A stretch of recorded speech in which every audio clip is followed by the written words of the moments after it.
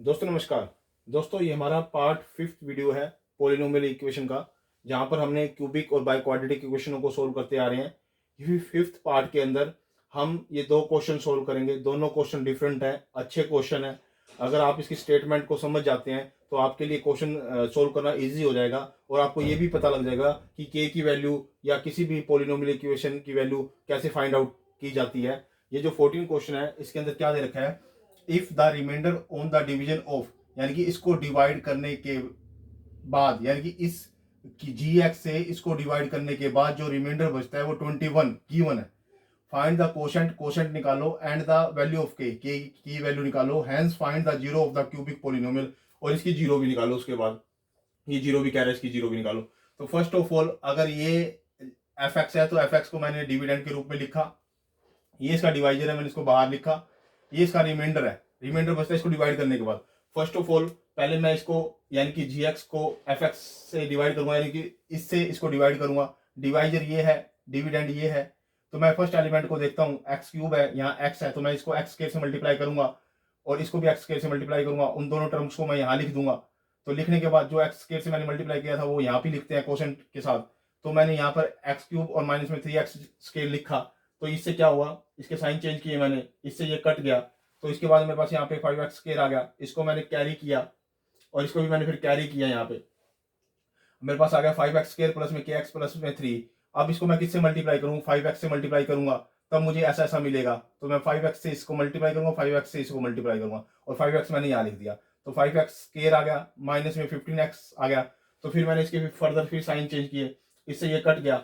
यहाँ पर k plus में 15 रह जाएगा, इंटू में x रह जाएगा, और ये 3 मैंने ऐसे कैसे कैरी फॉरवर्ड कर लिया। अब मैं इसको किससे मल्टीप्लाई करूँ कि ये जैसा दिखने लग जाए, तो मैं इसको k प्लस में 15 से मल्टीप्लाई करूंगा। k प्लस में 15 से मैंने इसको मल्टीप्लाई किया तो k प्लस में 15 यहाँ आ जाएगा, और k प्लस में 15 से इसको मल्टीप्लाई किया तो k प्लस में 15 इंटू में 3 आ जाएगा। और फिर मैं इसके साइन चेंज कर दिए मैंने, तो इससे ये कट गया। अब ये और ये दोनों को मैंने क्या करना है, ऐड करना है। ऐड करके मैंने इसको लिख दिया। अब ये मेरे किसके इक्वल दे रखा है, अकॉर्डिंग टू क्वेश्चन ये मेरे 21 के इक्वल दे रखा है। अगर ये 21 के इक्वल दे रखा है तो मैंने अकॉर्डिंग टू कंडीशन मैंने इसको 21 के इक्वल लिख दिया। अब मैंने इसको सोल्व किया, सोल्व करने के बाद ये 48 हो गया। 48 उधर जाके माइनस हो जाएगा, प्लस में 21, और इसमें जाएंगे तो 27 आ जाएगा। इसमें से ये करेंगे तो 27 आ जाएगा माइनस का। 3 से इसको डिवाइड कर दिया, -9 वैल्यू आ गई के की वैल्यू क्या आ गई, -9। अब के की वैल्यू जो -9 है वो यहाँ पुट कर दो। यहाँ -9 पुट करोगे तो आपके पास यहाँ 9 माइनस पुट किया, इसको सोल्व किया तो आपके पास आ गया x स्क्वायर प्लस में 5x प्लस में 6 आ गया। अब इसके आप मिड टर्म स्प्लिट करके इसके फैक्टर बना दो। क्या बना दो, इसके फैक्टर बना दो। जो फैक्टर बनाओगे आप क्या करोगे, यानी कि इसके ऐसे फैक्टर बनाओगे कि इनकी मल्टीप्लिकेशन तो 6x स्क्वायर आए और एडिशन 5x आए, तो 3x और प्लस में 2x, ऐसे दो फैक्टर हैं जिनको हम ऐड करते हैं तो 5x आता है, जिनकी मल्टीप्लाई करते हैं तो 6x स्क्वायर आता है। तो मैंने इसमें से x कॉमन लिया, मैंने x कॉमन ले लिया तो अंदर रह गया x प्लस में 3। इसमें से मैंने 2 कॉमन लिया, x प्लस में 3 रह गया। अब ये दोनों में कॉमन है तो मैंने ये कॉमन ले लिया x प्लस में 3, तो x प्लस में 3 एक हो गया और एक x प्लस में 2 हो गया। यहाँ से x की वैल्यू आ गई -2 और यहाँ से आ गई x की वैल्यू -3। अब ये तो हमारे पास आ गया, और उसके बाद हम इसके बाद जो फर्दर जो हमारे पास k की वैल्यू आई है वो यहाँ पे भी आप पुट कर सकते हो, इसके भी फैक्टर निकाल सकते हो कि आपके पास कौन कौन से फैक्टर आए हैं, कौन कौन सी, hence the find out the zero of the cubic polynomial.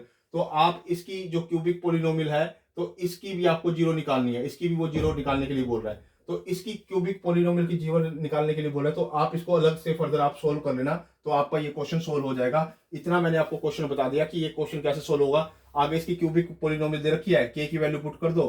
के की वैल्यू मैंने आप यहाँ पे कितनी निकाली थी, यहाँ पे मैंने के की वैल्यू 9 निकाली है, तो 9 यहाँ पुट कर दो। 9 यहाँ पुट करोगे तो यहाँ 9x हो जाएगा, माइनस में 18 हो जाएगा। तो इससे आप इस क्यूबिक इक्वेशन के अंदर 1 2 3 4 5 6 7 8 9 +-1 +-2 से लेके लास्ट तक के पुट करके देखो, जो इसको एक वैल्यू सेटिस्फाई करेगी उससे इसको डिवाइड कर देना। डिवाइड करने के बाद एक क्वाड्रेटिक इक्वेशन आ जाएगी, क्वाड्रेटिक इक्वेशन से 2 फैक्टर और निकल आएंगे, यानी 2 फैक्टर और निकल जाएंगे। मैंने आपको ये बता दिया। अब इसका जो 15 क्वेश्चन है, 15 क्वेश्चन अच्छा क्वेश्चन है। 15 क्वेश्चन ये कहता है कि for which value of a and b are the zero of the, इसकी जीरो होंगी, also the zero of the polynomial. कहता है ये इसकी जीरो है, अगर ये इसकी जीरो है तो इसको डिवाइड करेगी फर्स्ट ऑफ ऑल। कहता है और ऐसी जीरो छाट के लेके आओ जो पी एक्स की तो जीरो हो लेकिन क्यू एक्स की जीरो ना हो, यानी कि इसकी जीरो ना हो, यानी कि इसकी तो जीरो हो लेकिन इसकी जीरो ना हो, यानी कि इसके तो फैक्टर हो वो लेकिन इसके फैक्टर ना बने, तो ऐसी चीजें लेके आनी। अब ये इसकी जीरो है, यानी कि ये इसकी जीरो है, तो ये अगर इसकी जीरो है तो इसको सेटिस्फाई करेगी। ये डिविडेंड हो गया, ये जी एक्स हो गया। जी एक्स को मैंने बाहर रखा, इसको अंदर रखा और मैंने डिवाइड का प्रोसीजर स्टार्ट किया। तो मैंने इसको अगर एक्स स्क्वायर से मल्टीप्लाई करूंगा तो मेरे को ऐसा ऐसा मिलेगा x5। तो मैंने इसको एक्स स्क्वायर से मल्टीप्लाई किया तो एक्स स्क्वायर मैंने यहाँ लिख दिया, तो एक्स की 5 और अगर मैं इसको एक्स से मल्टीप्लाई करूंगा तो एक्स स्क्वायर से मल्टीप्लाई करूंगा तो 2x4 और इसको एक्स से मल्टीप्लाई करूंगा तो ए एक्स स्क्वायर। ठीक है, ये मेरे पास आ गया। जो जिसके टर्म इससे ये कट गया साइन चेंज करके, ये मेरे पास आ गया माइनस का 3x4, ये 4x3 और इसको मैंने सोल्व किया तो 3 माइनस में ए एक्स स्क्वायर आ गया और ऊपर से मैंने इसको कैरी कर लिया। ठीक है, अब मैं इसको किससे मल्टीप्लाई करूं, माइनस का 3x से इसको, माइनस का 3x से इसको, माइनस का 3x से इसको। जैसे ही माइनस का 3x से इसको मैं मल्टीप्लाई करूंगा तो ये मेरे पास 3 टर्म्स आ जाएंगी, ये 3 टर्म्स आ जाएंगी और मैंने इनको जहां जहां सीक्वेंस के अकॉर्डिंग मैंने इसको लिख दिया। अब इनके मैंने साइन चेंज किए, प्लस प्लस प्लस, ये से कैंसिल हो गया। ये मेरे पास आ गया 2x3, ये ऐसे कैसे रखा गया, ये और ये दोनों ऐड किए मैंने, 3x बार कॉमन आ गया, a प्लस में 1 आ गया और ये b ऐसे कैसे कैरी कर लिया। अब मैं इसको किससे मल्टीप्लाई करूं, 2 से मल्टीप्लाई करूं, 2 से इसको, 2 से इसको, 2 से इसको, ये तीनों टर्म्स को मैं इसके नीचे लिखूंगा। 2 से इसको किया मल्टीप्लाई, यहाँ आ गया, 2 से इसको किया तो यहाँ आ गया, 2 से इसको किया तो कांस्टेंट के नीचे आएगा क्योंकि ये कांस्टेंट टर्म ये है, यहाँ नीचे आएगा इसके, ये चीज याद रखना। तो फिर मैंने साइन चेंज किया, माइनस माइनस माइनस, ये से कैंसिल हो गया। इसको सोल्व करने के बाद मेरे पास ये इक्वेशन बचेगी, ये मैंने ऐसे कैसे लिख दी, ये b माइनस में 2a मैंने ऐसे कैसे लिख दिया क्योंकि यहाँ 4 है तो ये एक जाएगा तो माइनस का 1 बचेगा। ठीक है, आ रही बात समझे, तो इंटू में एक्स स्क्वायर आ जाएगा ये। ठीक है, अब मेरे पास ये आ गई इक्वेशन। अगर ये इसकी जीरो है तो रिमाइंडर क्या होना चाहिए, जीरो होना चाहिए। अगर ये इसकी जीरो है, इसको सेटिस्फाई करता है, डिविजिबल करता है, तो ये रिमाइंडर जीरो होना चाहिए। तो मैंने रिमाइंडर को जीरो के इक्वल रख दिया, जीरो के इक्वल रख दिया तो ये भी जीरो हो गया, ये भी जीरो हो गया इसके साथ और ये भी जीरो हो गया, तीनों को मैंने जीरो के इक्वल रख दिया। ठीक है, यहां से मैंने a की वैल्यू निकाली -1, यहां से निकाली a की वैल्यू -1, ये a की वैल्यू -1 इसमें पुट कर दो, यहां से b की वैल्यू आ जाएगी -2। ठीक है, अब a की वैल्यू जो -1 है, जो a की वैल्यू क्या है, -1 है, उस a की वैल्यू -1 को आप यहां पुट करो।